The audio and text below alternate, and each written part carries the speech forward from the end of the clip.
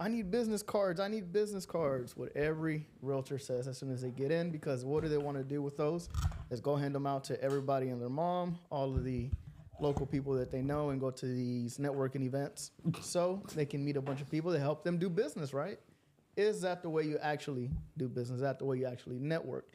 Doesn't matter about your business cards, or is it on the relationship building side of things? That's what we're talking about today. I'm gonna go ahead and let Vic start off with this, since he is our local relationship building expert here at Lionsgate Realty. I'm going to kick this off by saying that I don't think that you need your business cards to be successful in any business. I am a little more confrontational, a little more aggressive by nature. And I have had to tone that down a little bit as I've come into the business. I don't want to come off as a pushy sales guy or overbearing and things like that. So I'm trying to be self-aware and, considering all different factors and how I communicate and how I deal with clients. Something that's been really successful for me is getting people's phone number directly. So even when I had, a stack of business cards at networking events, I always opted for the opportunity to exchange contact informations. And that comes from the relationship standpoint. If I have your phone number, then I can follow up on you either on birthdays, holidays, events like just happened yesterday, emergency events. If I have your contact information, your actual phone number, then I'm able to do those things. If I'm just giving you my business card, there's no guarantee that you are going to pull that out and text me back. You have so many things going on in life. Maybe you lose it, maybe you drop it, maybe it gets wet, and you're hoping to find that, but we never get to exchange the contact information. So what I've always done is exchange contact information right then and there. If I value you enough to give you one of my cards, then I value you enough to have my number, and I want to add you to my sphere of influence. And like I've always said, what you do with your sphere of influence is going to set you apart from everybody else. Mm-hmm. So something that I learned on accident, right? Not on purpose. I used to work at a place that essentially, and this actually hits on two pain points for me, right? And one is that I was actually convinced by all of my peers around me in that sales bullpen that not to put my cell phone on the business card, right? And the reason that I was told not to put my cell phone on the business cards, because back in the days, a lot of people don't remember this, but they used to charge you by the minute on your cell phone, okay? And so people were like, they're not paying for you, that gives like a bad attitude about it, they're not paying for your cell phone bill. Don't put your number on there. So I would not put my cell phone number on there. And I remember that, every time somebody that I liked or I thought was a buyer or that I wanted to connect with, I would write my phone number on the back, my cell phone number, so they can contact me. And so what ended up happening was, years later, I just never put my cell phone number, well, until recently, of course, but, years in that industry, I never put my cell phone on my business card. I would write it and I would say, hey, look, nobody has my cell phone number, but check it out. You can call me directly here. And it just made them feel special, And like I said, it was something that came from a bad place and actually turned into a positive for me. And I preached that for a long time. I said, hey, write your cell phone number down on the back, and make it personal to them. Make it look like you're being, that they're special to you, I think nowadays, probably not, I don't know, 90% of people doesn't even look at, really business cards. In the business, especially in the business, like you meet so many people within the same industry that are doing like a million different things, and you go to all of this like events where everybody is giving you, handing you papers, and you go home and throw them away. I feel like at the beginning or whenever an agent has just gotten their license, it's really easy to kind of, and I felt onto that trap again too myself. I feel like it was so easy to just like blame it on, like I cannot call and present myself because I don't have a business card. Because there is like a misconception on, if I don't have a business card, I'm not going to look presentable, or I'm not going to look professional because I'm not, I don't have something that is going to like distinguish me of what I do. But at the end of the day, is how you like actually present yourself to those people that you end up like meeting. Nobody asks for business cards anymore. They ask for your social media handle. Yes. Like, where are you on Instagram? Where are you on this? It's like, don't know if I want to give you that yet. One of my pitches now, similar to Nate, I guess his origin story. My pitch is to them. I tell people, blatantly, oh, do you have a car? Do you have this? So, man, I actually don't like people to contact me because I'm pretty busy. I said, but look, I'll give you my cell phone number. Let's exchange. And I give them that same feeling. So I think my pitch is similar to Nate's, just in that way that if you make people feel like they're getting something that not everybody has, and they value that a little more. But more importantly, I do think that just playing devil's advocate here and really dissecting why you need business cards or why you feel that. I think there's a certain level of professionalism that comes with the presentation of a business card and having your things together. And I think when agents come into this business, they're so hopeful for all the opportunities in real estate. And then you get here and you realize that, reality is that 80% of the people don't really know what they're doing. They're not that professional, and they're just order takers. And you're starting off with a certain expectation. And then as you get into the business, you realize that it's a little more casual than maybe we make it out to be. Especially us specifically, because we're always dressed up in the way we operate our businesses and the way we talk. It's different than most. So I don't knock my new agents for wanting business cards or for, wanting to do that. I think that there is a method to everything. I think that you need to uphold yourself at a certain level of professionalism. And I do think that business cards give you that. But nonetheless, this is why Nate and I have always kind of seen eye to eye on that. Do you need your business cards? Yes. Would it be exciting to put your phone number in the back and make them feel like they're getting something that not everybody else has? Yes. You still want to make those connections. You still want to build that relationship. And I think that was kind of what we wanted to touch on. If I just give you a card, I'm not doing anything to generate that relationship. So how do we overcome that, I guess, as people? And not just so much harping on the business cards, but is business, is building the relationship, is exchanging phone numbers part of that? Or how else do you build a relationship if you're just giving your business card? And I think that's the main thing that you lose whenever you rely solely on the business card to do any kind of type of business, is the fact that, okay, if you're relying on the business card, pretty much the only thing that's coming to your mind is I'm going to give them my information because I'm hoping that they reach out to me. That's being reactive, not proactive. So you're actually dropping the ball on getting that lead and being able to nurture them. That's why I think so for me, social media is the best way to do it. I always ask for their Instagram versus their phone number. And of course, once I get their Instagram, then I shoot them a text message with the information of my stuff, right? My business card. That's what I do. That way you capture the lead. On Instagram is the best way to do it if they have an Instagram, right? If not, whatever platform they're more active on, because you get to see who they are. You get to know them before you even have to ask those questions about them. Because more than 9 times out of 10, they're going to post about their life, right?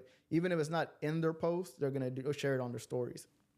So you get to know that person without actually have to do the deep dive into them and bombard them with a bunch of questions, right? Then that's how you nurture that relationship. And of course, by you telling them, hey, I'm going to go ahead and text you my business card or text you my credentials, whatever it may be. Now you get captured their information versus waiting for them to email you or text you through your business card, because you don't capture that lead that way. Jovani likes to follow people, and then he waits until he checks them every day. And then whenever he sees that they take their boyfriends or husbands off all the pictures, he knows that there's a problem, and then he swoops in with DM messages. Yeah, facts. Facts. That is actually a good strategy for those of you who don't know. You want to sell your house? He says, you want to sell your house? Or the best one is actually whenever you see that they had 2 separate accounts and now they share one. Something happened. Someone cheated. I read somewhere online that you can go to Facebook Marketplace and search up wedding dresses and then just filter down by size. That is true. Ooh. That's interesting. That is interesting. Because if they're selling their wedding dress, it's probably that's terrible. Hey, that's what I'm gonna do. So let me ask you a question. I was having a conversation with some mastermind entrepreneurs, right? It was like one of those things where they're like, put your phone up, don't whatever, right? And because we're not misogynistic men, we don't have these groups with just men. Like we have women, we have anybody. If you're smart enough to carry and hold a conversation with me, I don't care, what you are, right? As far as what gender, what religion, what politics, what anything. If you can carry a conversation about business and about what I do, I'm cool with it, right? And so we were just kind of, honestly, we were just kind of getting to know each other, and And this guy, he was trying to play games or whatever, and he's like, hey, think of just on the fly, right? Just on the fly, think of a business plan, right? Like a business that you would start or whatever. And so everybody just kind of throwing business, but this one guy, he kind of went kind of funny with it. And you know how I get on, whenever I'm around a lot of people, I try to be funnier. And so I said, you know what I would do? I said, I would open up a bar, right? And at the entrance, the women have to give their Instagram handle, and they print it out on a QR code, and the QR code gets stuck to the back of their shirt, and they get to have free drinks there the whole night. I said that would bring so many men in there just to try to, follow these girls, right? And there was this one chick that she thought everything else was funny, right? All these misogynistic jokes that have been thrown and racist jokes that have been thrown out the whole night. But she didn't think it was funny that I said that. She said, that's so misogynistic. That is so this. That is so that. That is terrible, treating women like whatever. And I'm, whoa, hold on. I said, first of all, we're not making these girls do that. I said, if they want to have free drinks, then they can have free drinks. I said, we could just, hey, we'll give you one free drink and you let us put your picture and your Instagram up there, on a camera. And man, she just, like the whole night, she just was like not having anything I was saying, I have a pretty diverse group here, right? Does that sound misogynistic? Does that sound kind of... I mean, there's a ladies' night for a reason at the bars, right? They go in for free. I mean, I think that's like a sales tactic in general. It is. So I don't know what she was complaining about. Maybe she shouldn't be in a business professional meeting. I heard somebody was suing somebody, I guess a company, right, for ladies' night? Some guy was suing that because he didn't feel included, or what? I guess so. That's different. That's probably one of those. That's probably one of those male activists. That's different. They do that just to rile people up. As a female, as a token female, what do you think? I don't know, honestly. I mean, I don't think is that misogynistic, but I mean, everybody has different perspectives of what they do and life in general. So they might be somebody that takes it like the wrong way. But if if you're there, it's because you have interest in whatever they're doing or whatever they're offering you. I mean, of course, you probably don't have the money to buy the drinks or something. I mean, if you're there, ¿te gusta el pedo? Probably. That's what Flor said. Flor said, if you went out and you left your purse at home, you deserve whatever happens that night. That is terrible. What do you think, Vic? What is your question? Can you use it in a sentence? Can you rephrase the question? Can you rephrase the question? Can you use it in a sentence? Do you think that was a misogynist? Do you think that was being... I missed the story. I was zoning out about business ideas while you were talking about sitting in a room with business people. I agree. What was the question? I think I zoned out on your question right now. I think the important thing here to point out, right, to Nate's point here is to make sure that whenever you are networking and you're going to certain events or you actually want to get something accomplished is try to figure out who's going to be there and if it's going to be a waste of time or not, right? Not saying that meeting was a waste of time or not, but if you're going to be in a room with a bunch of people who have complaints about a business strategy that is legal, like what's even the point of being there? Like, right, the people are just bringing down the conversation for no reason to complain. Like, I feel like that's out of that whole wokeism or whatever it may be. That's out of the window now. Like, it's get back to making money, make sure you're building the right relationships, and you're not wasting time in rooms that aren't going to get you anywhere. Yeah, I can comment on Jovani's kind of point of view on that is, and Nate knows this about me. I'm all inclusive every time. Like I want to include everybody, and I want to make sure that everyone can kind of operate in the same, or we can work towards a common goal. I'm a big believer kind of like in a village or strengthening numbers and working towards that. And you realize like, the older that I'm getting, you start realizing different things. And, there's different life events, different experiences that draw people towards certain things and draw you away from certain things.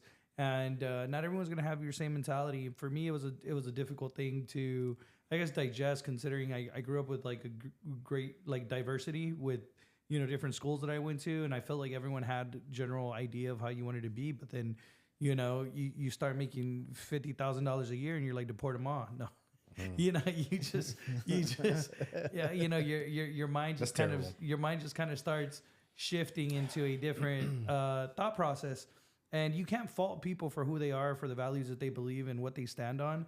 I think that's what makes, people great, and the ability to have conversations. If everyone agreed and everything was on the same point, it'd be really boring.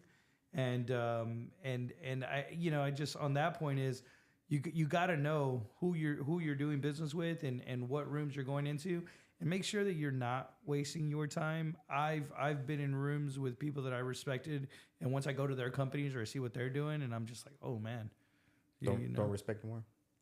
No, I'm just proud of what we're doing. Look, the thing with me is this, okay? And this is my opinion, right? I'm not, this is not anything that I'm saying is true. It's just how I feel and what I think, right? If you get 10 men, right, and you put them in a room, there's gonna be top two. So two of those people are gonna be like alpha. They're gonna be, the top of that, that group that we put together, right? If you get a group of 10 men that are of different races, you're still going to have a top two. If you put a group of 10 men that are of different races and of different religions and a different or whatever, right? You're still going to have top two. Now, you mix women in there, right?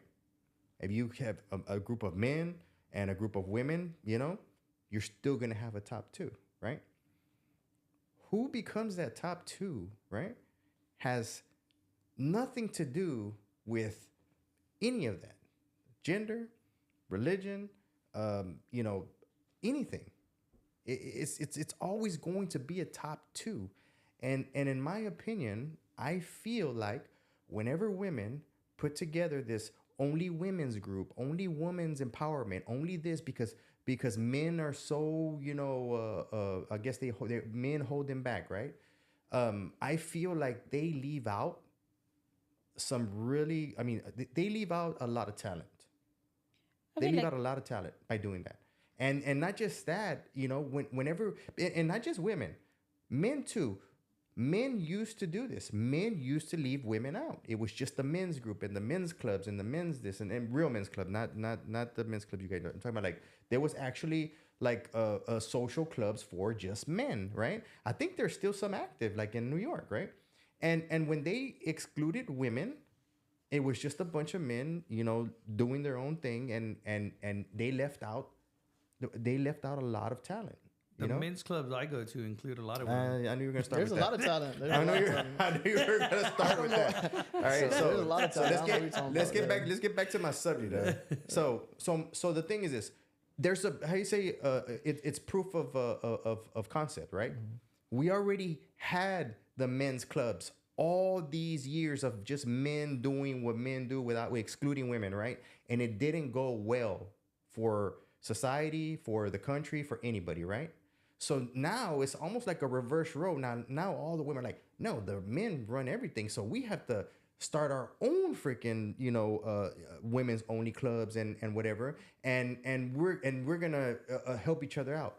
But the thing is that everybody knows that women hate each other.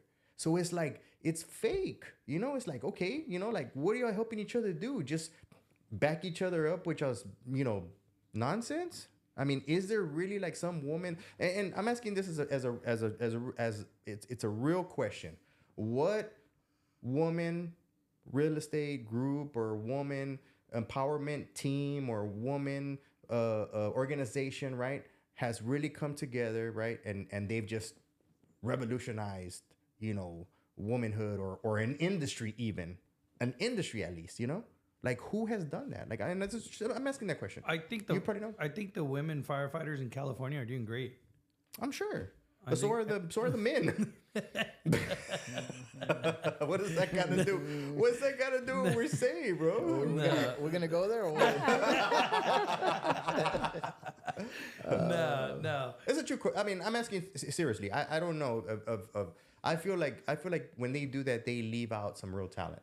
No, I think that if you're considering gender, and I think you've already lost, right? Mm-hmm. When you want to be in the room, you want to be in the room with the best people at whatever they do. Mm-hmm. And I think it's it'd be dumb to say that women don't have certain talents. It'd also be dumb to say that men don't, have certain talents.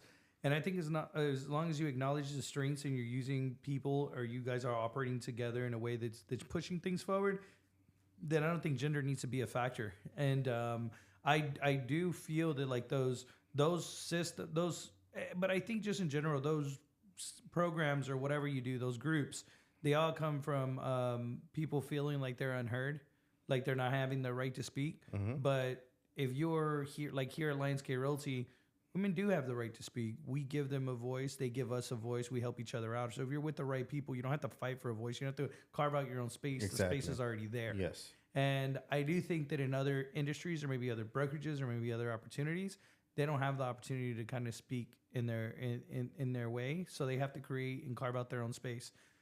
I feel like that's why we don't understand, or I don't understand other things, because we've said it multiple times. We were raised by strong, independent women. You know, my mom, single mom, started, really early, great person. I have a lot of respect for women. But, they don't have to fight for a voice here. We talk to them. We take everything into consideration. They listen to us. We listen to them. It's mutual respect, and it has nothing to do with gender. Yeah, I think honestly, like the woman's voice, opinion, whatever, and any business, and as the same as like the male opinion, I think it's equally like important. I think there are some points where women has that's like motherly nature of seeing things from a completely different perspective than the way a man is going to see it like that. So I feel like at the end of the day, if both the genders like work together for a common goal, it's whenever like the actual like magic happens, like in any business, not only like in real estate or in anything else, like in everything. That brings up a point that I used to talk about in sales all the time. When I, for some reason, we recruited like 6 or 7 girls at one time, and I had like a training class of nothing but girls.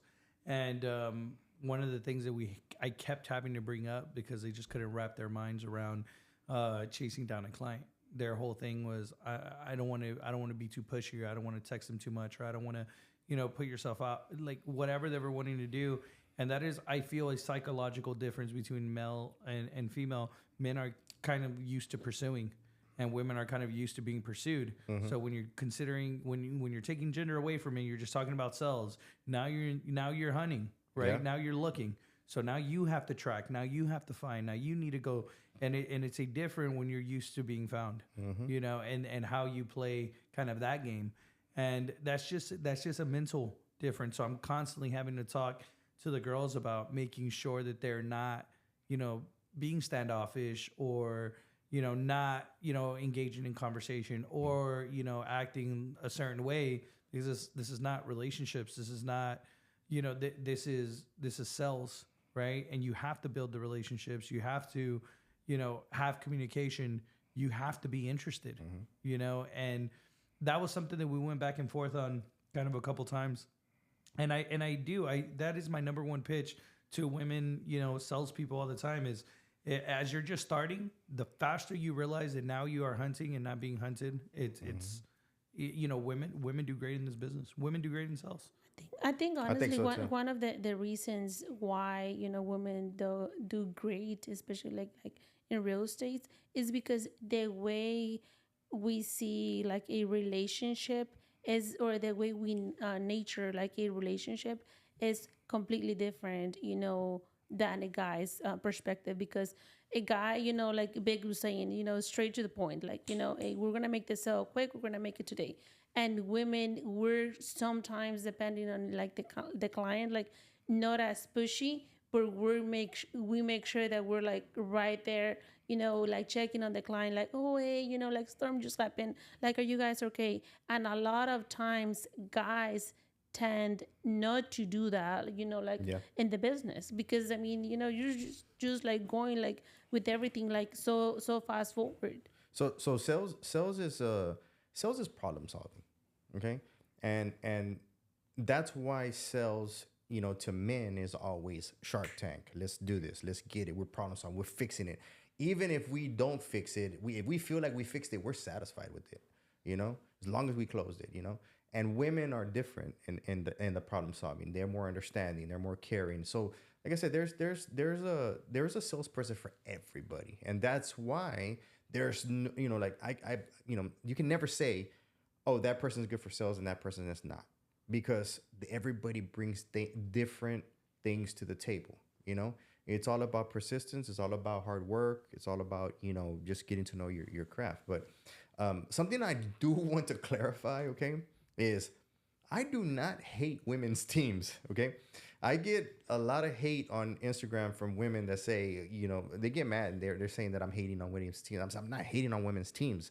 And also I get more people supporting me saying, yeah, those women's teams, they think this, they think that. And I'm like, bro, I'm not hating on women's teams. And so there's this one guy that he's, every time I say something that has to do with teams, I think he got hurt. Somebody hurt him. I don't know who hurt you, bro. He told me the other day, he was like, I hate women's teams. He goes, and you know what? I hate whenever they hire, they claim they're women's teams, but they always want to hire that one gay guy or some beta male that, that they're running around in their team, in their videos. And I'm like, bro, I was like, I'm going to share your story. He said, no, don't do that. I said, I'm going to share your message. No, it was a message, but I said, nah, I said, I promised everybody that whoever tells me anything is in confidence. I won't be sharing your stuff. Even the people that call me, crying and hating on me, thinking that I'm, trying to hate on your team. But honestly, I had somebody so angry that I actually called her in for a sit down to just kind of talk to her and let her know, hey, look, I'm not, whatever. And so we left in good terms and everything. Cause, my objective is not to be, a hated realtor or broker. Sorry. I'm not here to be hated. I don't want my company to be hated. I don't want my company to, I don't want nobody to think that, my company is against, teams. I mean, we have teams, but they're not realtor teams like, the traditional ones, but I just want to make sure that everybody knows I am not a woman teams hater. I just don't like them. You're doing it wrong. But just like a man to try and tell a woman how to do her team, dog. Yeah. Look, let me mansplain what a team is supposed to look like. If you have time, That's awesome. Do you have anything else for us, Jovani? Oh, no. I thought we were still talking about women. No.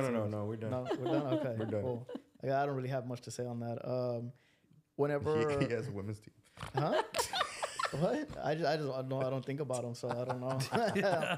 I mean, he wishes Everybody wish he had a women's team. Unfortunately, I don't think much about it. But to bring it back to the networking, right, and where you want to do business or who you want to do business with, there's this trap that a lot of new realtors or realtors who are looking for a new side of the business with real estate, especially when it comes to investments, right? And there's always these networking events for investors or people who are looking to do business and investing, whatever it may be, learn how to invest, learn how to flip. And a lot of realtors end up going to these places. And what ends up happening is the relationships that you build there, everybody's kind of at the same level. So you're there to learn how to do investments or try to help an investor out, right? And the investors are learning how to do investments. And he would want a realtor who actually knew how to do something. And what ends up happening is y'all end up linking a bunch of different times just to go out and have drinks because none of you guys are learning the business. So what ends up happening, or what comes to mind all the time, is that one scene in Scarface when Scarface is talking to Hector, right? And Hector's like, oh, I'm just trying to get to know you. And Scarface says, well, if you want to get to know me, start doing business with me. That's the best way to build a relationship. Yeah. Figure out what this person wants, bring it to them. If all this person wants to do is meet up and have drinks every single week to talk about business, I don't think that's the proper way to build a relationship. There might be something else there. So you just quoted Scarface. I mean, there's a lot of lessons in Scarface. I remember the first time I watched Scarface, I didn't understand it. I was just like I guess in awe with all the gore and the shootings and the killings and stuff. I might have been probably about 11, 12 years old. I don't remember. I didn't know what a Cuban was at that time. But I always remember that at the very end, my thought always stayed with Sosa One, right? Like that was like the one thing that stayed with me for years. Then I ended up watching Scarface again when I was an adult. I think I was probably about 17 or 18. Got more out of it. And even though as a kid I knew Sosa One, I don't know why. Why is everybody always want to be Tony? Why does everybody romanticize that story more than the guy that was in the mansion in the hills, rubbing elbows with with political figures, away from all the violence, with a nice family and educated? Why did everybody want to be Tony? Like, personally, because I know everybody here has a Scarface story, right? Why was Tony your the one you're most originated with, or not originated with, but I guess that you liked or wanted to be? No, well, for me, it wasn't that, right? That was just an example from the movie to what you should do with an investor, right? If you want to start doing business with me, start doing business with me. Don't just try to get to know me when it comes to that, right? Of course, the reason why everybody wants to be quote unquote Tony is simply because the reason why everybody wants to be the quote unquote superstar realtor that nobody really knows what kind of deals they're closing is. They're always after the flash. That's what they aspire to be, versus aspiring to be a business person or a business professional, or being the one who's actually making the moves. It's because Tony's lifestyle is what everybody gravitates to, especially people who never been or don't come from a family of like business professionals. So new money. Not just new money, just like fast money. People who want fast money in general. Vic, who were you rooting for the first time you saw that movie? I think the guy that Tony screwed over. He had to send the guy at the end. They had to send all the people to get Tony in line. Bro, that's cap. That is cap. Anybody that says that they were with Sosa the whole time is cap, bro. Everybody looked up to Tony. Everybody did. And I'm trying to, my whole story is that I remember when I was a kid, I remember the boss was the one that caught my attention. But when I was already a teenager and I saw the movie again, I wanted to go out like Tony. I wanted to throw down. I wanted to shoot. I wanted to do all that stuff. Right? I never did all that stuff. But like you wanted to be that guy. And so now as I get older, right? Now that we have Instagram, I started seeing those memes just to let everybody know Sosa won, and I was like, what, Sosa did win. Is Sosa the one that you were saying now you like? Yeah, that's the guy. Yeah, he won, obviously. No. So I always liked Sosa because I think that there's just some things by nature that you are as a person, and I think I've always wanted to win with other people, and I always admired hard work, dedication, and things like that. I've always envisioned myself as a business owner. I think, just how we were brought up, all our family, has businesses, and I've just always respected that. So I always felt like it was a stab in the back to, for Tony to do what he did as far as it. And I don't remember the movie really that great right now, but it's as I feel like this guy put him on. I feel like this guy gave him an opportunity. I feel like he climbed the ranks pretty fast, and then to kind of get big headed and kind of come after. I think it was something that we've always talked about, line's going to show you the line. What's the saying? Or what? Not even the saying. It's like an analogy that you were telling me. That you see these big lions and the little cubs are kind of just jumping at him. And then he's gonna come up and defend when he needs to. And then obviously you watch National Geographic and you see it all the time. I've always just respected that. I just felt like that's why I liked it. But right now that you're saying your story about everybody wanting to be Scarface, I never had those aspirations as far as that. I watched what is the movie with like the warrior Achilles? What was the movie? Troy. And I used to see that movie and I was like, man, I would really like to be that guy. Which one? Achilles. And like I would Brad just Pitt? Yeah, like I would just like That to saves. like do what you want to do. Like you're so bad at your job. Like you're so good that everybody has to like do what you say because like you're just the best. Like you just have to. So I always saw that and I was always like, man, I really like that. And then and I think that happens when you're young and you're ambitious and I think these stories kind of go hand in hand. When you're young and ambitious and you haven't experienced so much, all you have to do is fight. And that's the testosterone. That's you trying to prove yourself. That's you fighting for your position and trying to do something like create a legacy for the future. But then when you get older and you experience children and you experience your wife and your life changes, then you start to experience and like the stability, and you don't have to fight anymore, and that's not your job anymore. And you start and I think that's maybe where you're at, where we're at, And I'm the same. Now I don't have the aspirations to fight. I have the aspirations to make sure that my kids have the tools so they can fight. you know, and not like actually fight, but, you know, make sure they're well equipped in this life to handle what life throws at them. So now I'm not looking to be the fighter. That makes a lot of sense. I'm glad we had this conversation. It gives me more insight into you know, Achilles. Didn't he like wake up and show up late to the war and then fight the guy, kill him, and then go back and get drunk? Was his thing. It literally sums up Vick's like Big whole sign. demeanor. Wake up late, get there late, fight, win, go home, get drunk. Yeah. For me, It's a great time.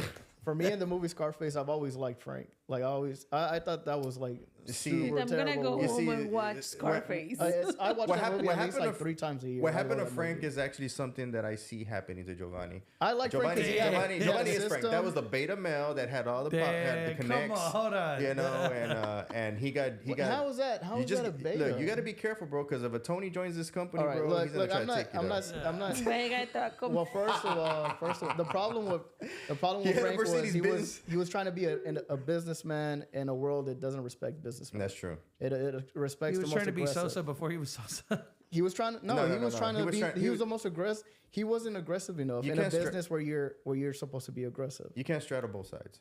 Yeah. You always lose. You can't be half a gangster. No, but I just liked the fact that he had systems in place. Same reason why I like Frank Costello out of like the actual mafia personnel. Dude never carried a gun. He was a business person. But I mean that's what gets them in at the end too, because they're in that business, right? But I like the systems that they have in place, because that's what I like to do. I like to put systems together.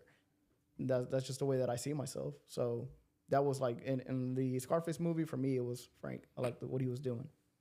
He put a workout system for me in place. So You put a macro counting system for Vick. And And he's Giovanni's running mad every every day. day. He's like, "You're not even doing it the way I told you." Nah, I've never. Yeah, I've always liked. I think it goes to age. Or do you disagree with that? You don't think that when you're young, you're a little more. I do think it goes with age. Más picudo. I think it goes with age, but I feel like if we stopped glorifying this, because this movie was glorified by everybody, right? And it just kind of goes back to what I was telling you earlier about my business cards. You know, I let them the majority of, you know, I feel, oh, these people have been here for a long time. They know what they're talking about, right? They know I shouldn't do these things, right? Or yeah, you're right. Why they're not paying for my phone bill? Why should I put my phone? You know, like you start getting into that attitude, you know. So I think that when I watched Scarface, right, I think I was about 17 or 18. It became popular again, or I don't know what happened, and I watched it and it just hit different. But even though it hit different, in my mind, I remember as a kid thinking that the real winner was Sosa. Right? Yeah. And he also had that members only jacket. My grandfather had that members only jacket, you know? So I think that's why he, it stayed in my mind. But I remember thinking that, no, I want to go like Tony. I want to freaking, I want to shoot out. I want to this, I want to that, like you just dumb things that you have as a kid. But there was a lot of things I didn't like about Tony. Why I always liked the Sosa guy was because I didn't like that Tony killed his boy, because he tried to date his sister. Like, I don't have a sister. I never, I don't really have that many girl cousins, but I feel like that was your boy. You know, and then you just show up and kill your boy. Like, don't even give him an opportunity to talk. But I don't know. I don't have a sister. That's my point. So the like, guy was so grimy, but yet everybody to this day people freaking glorify him. Those are just things that I never really understood. I love the movie. Great movie. It was fun experience. Great cinematic experience. Beyond that, I never like going for Tony. Like, if I really had to. No, I don't think I ever did. I think he did too many things in there for me that I was like, nah, bro, this is. I think Scarface and that rapper that got killed in California, I don't care to say his name. I think both of those people stopped being glorified. I mean, it's just not anything that be, oh my God, I want to, doing Scarface quotes and stuff like that. It's like, all right, bro, you lost me. If you're talking who you think I talk about, one of the rappers in California was great, very motivational. I don't even want to talk about it. But yeah, whenever people start talking about that, bro, it makes me want to go join a girls' team. They're not talking about Scarface. They're not talking about Scarface. They're not talking about none of that stuff. They're talking about getting money. We're still talking about movies. Nah, he already switched the music now. You're already switching. Oh. He's already switching it up to music. What kind of music you like? I'm just saying, bro. I mean, Houston don't know how to act. People who come from other states and come over here and they talk bad about us, right? And everybody here get mad, right, for about a month or two. And then as soon as we get our first snow, what do?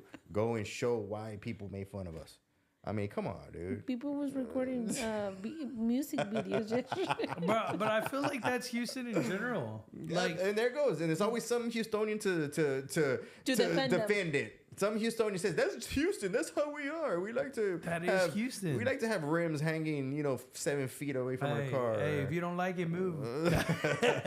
I wonder. I mean, but let's bring the classy back to Houston. Was bro. it ever? Yeah, it was. There was a time. When? There was a time. Not the last it was 30, 40 years. Man, probably the last 20 years. You're right. 20 years. There was class, but it's gone now. Well, I don't know. I don't think there was class 20 years ago. I mean, Ya me estoy poniendo how viejito. old were you 20 years ago? In high school?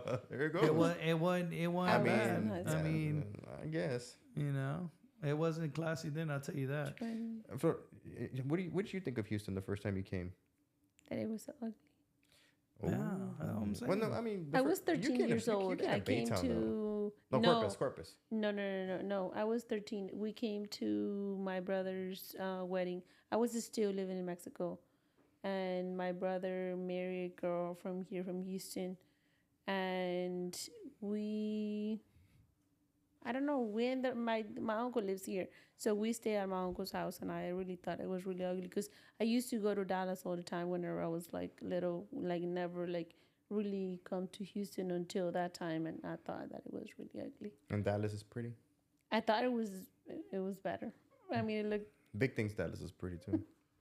Yeah. I didn't say that Dallas was pretty. I never said that. What was it that you went to that you said was nice? I said that Dallas obviously has a lot of money and they have a lot of things for kids. Yeah. Yes. And that made me realize how much money was over there because here in Houston, I feel like there's no family friendly like things. I think they're starting to build some things, but Dallas has so many things, so many kids for things for children, and it makes you realize like you have to have money to be able to take your kids out. And that was my story, is that I contrary to what Nate feels, I don't take a lot of time off from work with my kids. And when I do, I try to buy them the best things. And everyone in Dallas had all the best things. It is not common here at different places. Not that I'm looking for that, but I just know that like I buy my kids like the unlimited things or the whatever. I'm gone all the time, so I try to give them a good experience when I'm there. And in Dallas, bro, everybody has everything. So, you have to be making some sort of money to spend that money on your kids, or you have to just be living different as people. And, I don't think the people in Dallas are that great. So. Man, the thing is this, okay? I've been to Mexico, right? To like bad parts of Mexico. And I find beauty in some of the things, right? And I think it's the same with Houston. If you look for it, you'll find it. Yeah. Like the building that we found, right? We've been walking by that thing for years. Mm-hmm. Did we know that was up there? No. We found, just those warehouses. We've been driving by there for years. Did we ever see it? No. But once we found it, we look at it. Once you're looking. Yeah, you're looking. You see these things, and you're like, oh wow, this is nice. And look at all the stuff that we literally ran into it was a small concert. They were reciting poems in one thing. We found a speakeasy bar. I mean, like if you're looking for them, we did. One, I would say those warehouses, we did see those, and we did see the potential, and we saw that 10 years ago. And I think even you more than me, because you drove by those and you used to talk about those docks all the time. But for me, I look for a lot of kid things to do. There is a lot of things that I want to take my kids to, and it's like the same 5 things here. Incredible Pizza, bro. Like I wasn't even sure to take my kids into there. Chuck E. Cheese. It's all. I mean, it's the same thing. That's Houston, bro. Remember? It is. So once again, why I said Dallas was fun. I didn't say that it was pretty. Flor said Dallas is better, bro. I remember like my son, I used to spend like the entire summer here when I was like in middle school. I used to spend it in Dallas with my cousins, and we had fun all summer long. Like my uncle used to buy us in Dallas. Yeah, he used to get us the season pass for hold on, the one Six that Flags is over Six Texas? Flags, and I mean we just did a bunch of things over there. And I just think when you're spending money on the family, that's a sign of like how well you're doing, and I think that a lot of people in Dallas are doing great. I think that they have a great young, young single people. They have a great nightlife there. think they have great family life there. I think they have a great balance. I do think that Houston is a great spot for a lot of young single individuals. A lot of money to be made, a lot of hard work to be done, a lot of opportunity, a lot of play, right? Not as family focused as I'd like it to be, which is the problem that you're complaining about. It's, you know, the big rims, it's the show, it's the spit. You know, this town is younger. It's geared more Makes towards sense. a younger crowd. Hey, Jovani, I'm sorry, man. That were you gonna give more Scarface quotes and I messed it up for you, or what? You got quiet there for a while. Nah, I just didn't have nothing to add to this. I haven't ventured out of Houston, so Houston is all I know. Bro, I've definitely seen you hiking somewhere. Where do you go Yeah, hike? I've seen him in We're here in Houston. Utah or You don't- whatever. Whatever. There's Hey, hiking in Houston. I remember when I first got into this business, we used to do a lot of mortgages with Wells Fargo, and there used to be this dude. I forget the guy's name, but he used to work with Renee, and I forgot what the guy's name was. Anyways, I called him, and then I was like, "Hey, yeah," I was calling him. "Hey, can I get it?" He's like, "Oh, brother, I'm sorry, I'm hiking right now." I was like, "Oh, dang!" So we just had a meeting, like the day before or the day morning of. Like, where are you hiking? He's like, in Houston. I was like, where do you hike in Houston? He's like, oh yeah, I'm hiking. I was like, I'm thinking to like people that hike. I'm thinking of like mountaintops, like things like that. Dude is walking around his freaking bayou talking about he's hiking. I was like, dog, I mean, technically, there's That a could be trail. considered It's hiking if hiking. it's a trail. Yeah. no, Yeah. Really? no, Have you Go ever hiking in have my you ever- backyard. have you ever hiked the Yeah. bayou? nah, bro. So there's people that do that. What is it called? It's not the canoe, but the other one, kayak. Kayaking. You know, people kayak every year. Kayak the Buffalo Bayou and disappear. They drown. I didn't know that. that. I didn't know I that. could see that. Yeah. Sometimes they don't even find Hey, their where do they they go, don't even like, find their where the- bodies. I have no idea. But it's because that water has like rush streaming to places, and that's a quick drop. And those canoes, people drown on those in general. Yeah. I think it's a dangerous thing to do anyway. Yep. Yeah. All right, guys, we're going to go ahead and close out. We had a pretty good podcast, learn how to network. We talked a little bit about our favorite movies and where to go hiking and not canoeing in Houston. Go ahead and let Vic exit out. Hey, I am Victorino Cortez, the president of Lionsgate Realty. I'm going to leave you guys with a Scarface quote, and it says, I work hard for this. I want you to know that. So, there you go. This is Flor Velasquez with Lionsgate Realty. You can find me on my social media, Flor Velasquez Realtor. My name is Nate Balderas. You can find me in all my social media outlets at Better Call Nate. You could also look me at #WomenTeamsHunter. And I am Jovani, a realtor here with Lionsgate Realty. Till next time.